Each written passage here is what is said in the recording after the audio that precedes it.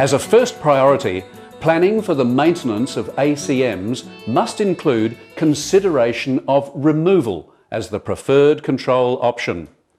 Where they've been removed, asbestos-containing materials must be replaced with non-asbestos-containing material. Before you undertake any drilling in an asbestos cement product, there are some important preparations. Drilling of asbestos cement sheeting can release asbestos fibres into the atmosphere, so precautions must be taken to protect the drill operator and other persons from exposure to these fibres. A hand drill is preferred to a battery-powered drill because the quantity of fibres released is drastically reduced if the hand drill is used.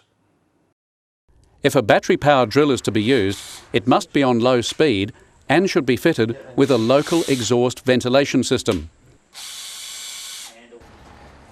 First, make sure there are no unprotected people working in the area where you'll be drilling.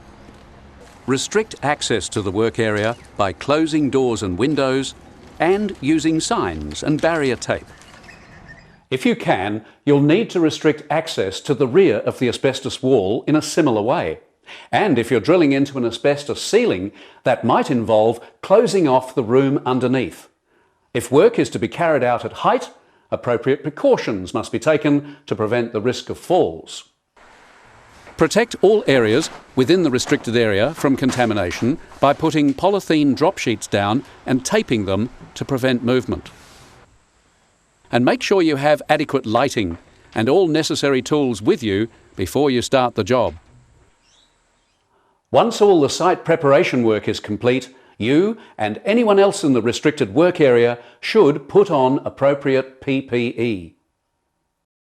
The selection and use of personal protective equipment, PPE, should always be based on a risk assessment as determined by a competent person. When drilling into vertical surfaces, cover the drilling point and the rear of the drilling point, if accessible, with a strong adhesive tape, such as duct tape, to prevent the edges of the hole from crumbling. Mark the drilling point and cover with a thick paste, like wallpaper paste, gel or shaving cream. This will help capture any fibres from the drilling.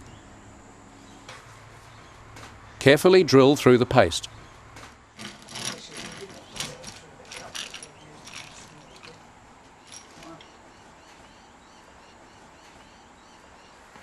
Then wipe away the paste with a rag or wet wipe, removing the paste and any debris from the wall and drill bit.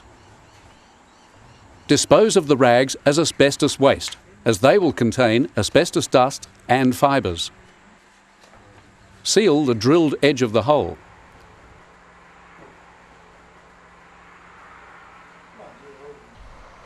When drilling overhead horizontal surfaces, mark the point to be drilled.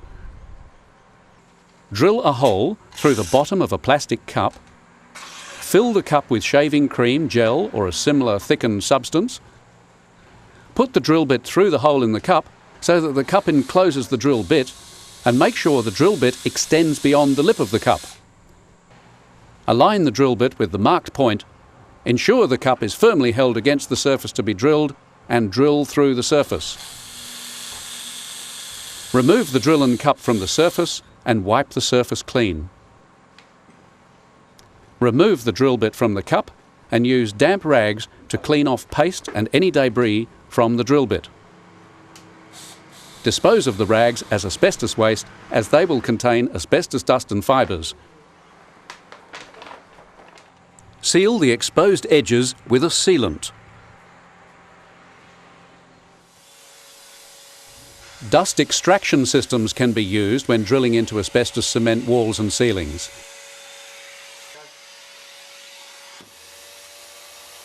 Extraction nozzles fit on the end of the flexible hoses to the HEPA filtered vacuums. A hole in the nozzle allows the drill to pass through, while the nozzle extracts the dust.